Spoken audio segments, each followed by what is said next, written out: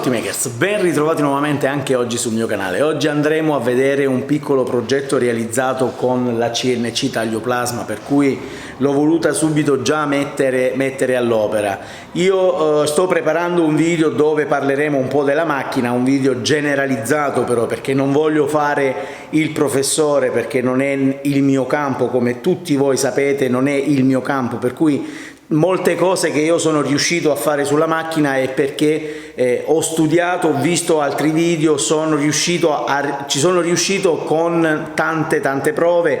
Fortunatamente mi è andata bene perché non ho mai bruciato nulla, né la scheda né tantomeno qualche drive, per cui mi sento, diciamo, fortunato. Devo ringraziare Donatello, ha un ragazzo che è stato veramente d'aiuto, perché mi è venuto qui in loco a farmi il collegamento della torcia, l'accensione della torcia, ed è stato veramente di grande aiuto, perché io ero andato un po' in pappa col cervello.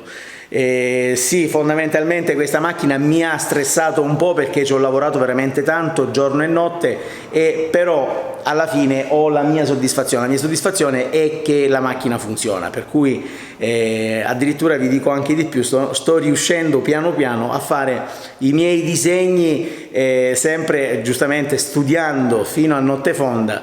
Sto riuscendo a fare anche i miei disegni. Oggi vedremo un piccolo lavoretto con la CNC, un supporto per tubo da giardino. Chi fosse interessato posso riprodurglielo anche per chi è interessato.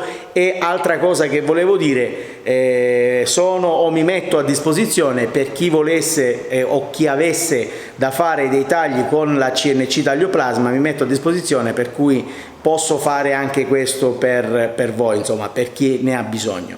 Io non mi dilungo più, vediamoci questo video e noi ci vediamo alla prossima. Ciao!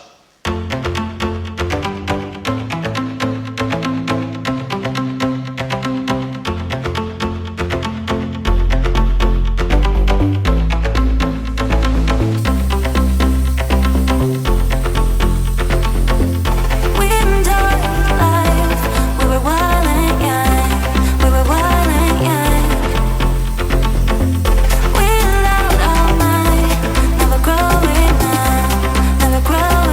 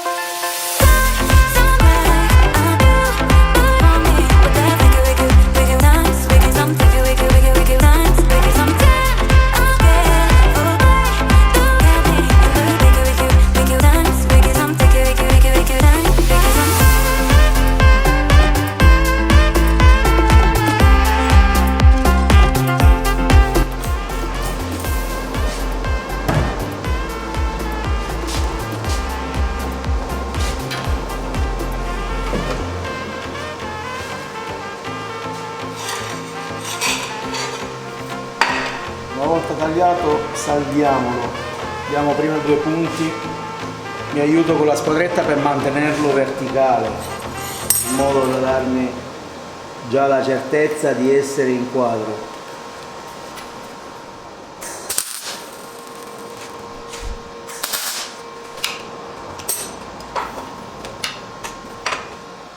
Faccio lo stesso qua.